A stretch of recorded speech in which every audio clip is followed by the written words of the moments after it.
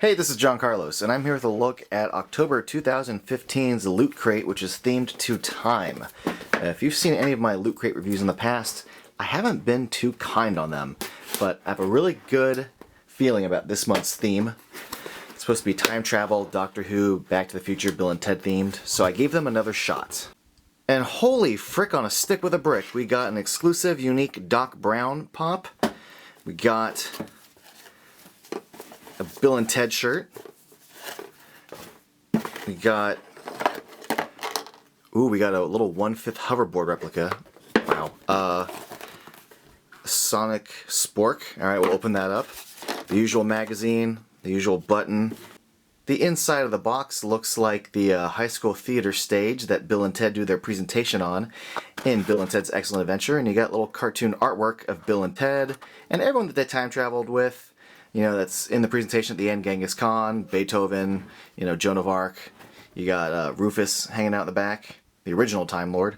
Party on Dudes written in electricity. But waiting in the wings, we got the DeLorean and the TARDIS chilling out. So that's a nice little touch. All in all, the interior of this packaging is pretty cool. So the most exciting thing that came in this box to me has got to be this exclusive Funko Pop of Doc Brown. Now, I am not going to be opening this up for this review here. I'm going to be reviewing it in its own review, so look for that on my channel. But let me just say, I like the way this looks, and I am very excited to check it out. Up next, we got the exclusive Sonic Spork. Everything in this box is exclusive this month, which is awesome, because sometimes you only get like one exclusive item and a bunch of crap that you can just like go get anywhere. But this makes it a little more worthwhile, I think. And man, the description does not lie. It is a sonic screwdriver that is a spork. And as far as having the 11th/12th Doctor sonic screwdriver goes, I think they did a pretty good job with like the detail on it as far as the general shape and the paint of the green element on the back. Like the copper and silver elements look pretty good. And it's not cheap like plastic as far as like the end goes. Like it's metal, like it is a reusable, spork. And yeah, as far as like gooby cutlery goes and whatnot and utensils, this is fun. Next up, we've got this awesome looking packaging. I mean, the inside of this could still be kind of like lame, but as far as like creating a box for a hoverboard goes, I think Quantum Mechanics did an awesome job with this because it looks great. It's got like, the general artwork of the top of the hoverboard, and we got this little sheet of the certificate of authenticity, so that's cool. And yeah. So this is like a pretty cool little thing to like have chill out on your desk or whatever. 1/5 is a weird scale, but like whatever. Like you could do 1/6 and use it with 6 scale figures, but 1/5 just makes it like a very fun desk decoration. I don't think this comes off, which is fine because I kind of like it on its own little base. But let's take a closer look at it, and you can just see like the detail that's on the board here. Of course, it doesn't say Mattel on it, on those two little red Mattel blasts. I'm sure Mattel wasn't willing to participate in someone else making a Mattel product. But as far as, creating a fake Velcro element out of plastic, the little green and pink parts there look alright. As far as like a little plastic toy goes, this is pretty cool. Mine's got a little bit of paint scratched from the side there. But it comes on this base with a little plastic clear thing underneath it that connects to a mirror. So you get a slight sense of hover effect, but more importantly it allows you to see the bottom of the board as well as the top, like from a one viewing angle. So that's a nice little touch, it's a nice little detail. You can see the little purple element underneath there and like the little red piece that connects the two magnet bases. So yeah, this is fun. This is like a really cool, put it on your shelf, put it on your desk item if you're a Back to the Future 2 fan. And here we have the blue t-shirt for this month, which is a Bill and Ted shirt, and there's no real like gag or gimmick to it. Like it's not 8-bit and it's not really like punny or anything or have cool artwork. It's just like photos of them from the poster and it says be excellent to each other.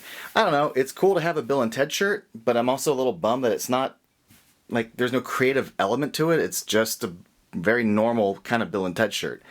Having said that, I like the color, I like the artwork of the two characters. It's cool enough, like I'm satisfied with it. I won't be that nitpicky. It's fun. And we've got the usual Loot Crate button and magazine. Now, I normally don't care about the button. I think it's just like a fun little whatever, but the fact that it's got a flux capacitor on it makes it really cool to me. Like, I would actually put this button on stuff. Now, I tend to be a little hard on the magazines because I don't really care about them, and this month is no different. We've got pictures of people that I don't know, that I don't really care about. Congratulations, you tweeted pictures and they got published, but I don't know you. Now, there's a little breakdown of how you can cosplay as Bill and Ted, but if you were serious about cosplaying as Bill and Ted, you probably already would have done your own research online, or I don't know, looked at the movie and put it on pause. You wouldn't be getting your tips from here, especially tips that are wrong, like this description of Bill is actually Ted, the Ted description is actually Bill. It'd be cool if they had, like, I don't know, an editor who would look over this, like a copy editor that would catch that. Also, like, it says that Bill would have cargo pants when he actually wears, you know, jeans that aren't cargo pants. But it is nice of them to point out pants, vest. Maybe I'm just being a dick here, but, like, I just find some of this stuff to be kind of fluff. Like, I know, Marty cosplay. Again, you can find this stuff outside of the Loot Crate magazine. Maybe something more unique. Not an ad, but something more unique, like an article about the people who put the crates together. Like, this is kind of fun to see who they are and see pictures of them. That's fun. And so is this. It's a breakdown of all the predictions that did or did not come true in Back to the Future Part 2. Here's an ad to join Level Up, which I won't be doing, but thanks for putting that little ad in there.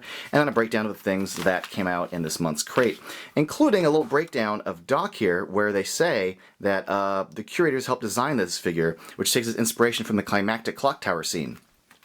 But this pop isn't from the climactic clock tower scene at all. It's from the middle of the movie, where he's showing Marty the scale model of the town and how he's going to send him back to the future. It's a very scene-specific pop.